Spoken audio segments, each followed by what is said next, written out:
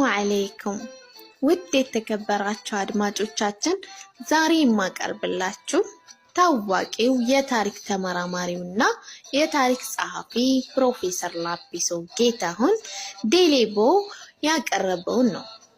ሚሊኒየም አርጎባ 2000 ተመልክቶ ኢቢሲ አዘጋጅቶት ከነበረው ዶክመንተሪ ላይ ካደረገላቸው ቃለ መጠይቅ ተቀንጭቦ የተወሰደ ነው።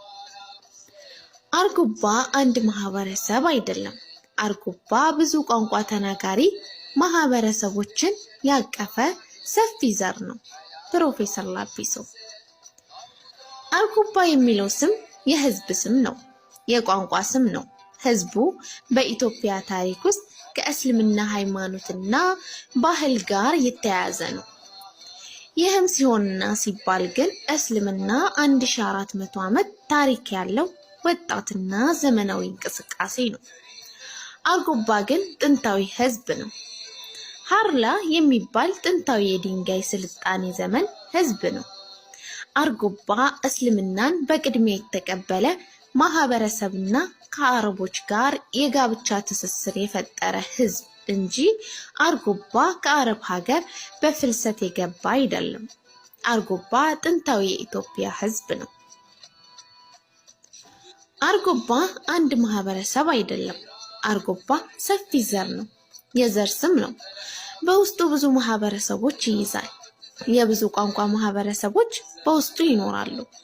የሃርላ ህዝቦች ዛሬ ለምሳሌ ወርጂ ወይም ትግሬ ወርጂ ከሚባለው ህዝብ ጋር በጥብቅ የተገናኘ ህዝብ ነው። ከሀዲያ ህዝብ ጋር በጥብቅና በቅርብ የተገናኘ ህዝብ ነው።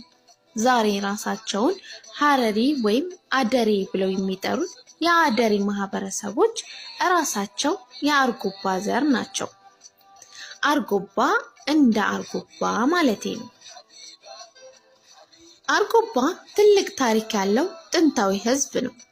እስልምና ከተገኘና ከገባ ወዲህ ጀምሮ እስልምናን ተቀብሎ ያለ ህዝብ ነው።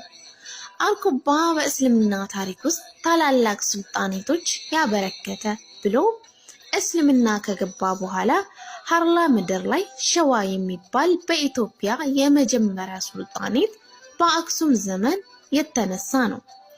የዛ ሱልጣኔት መስራችም ወራሽም ናቸው።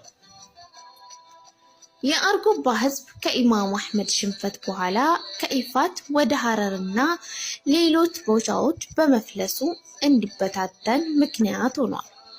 አሁን ላይ የአርጎባ ህዝብ በአማራ፣ በኦሮሚያ፣ በአፋር፣ በትግራይ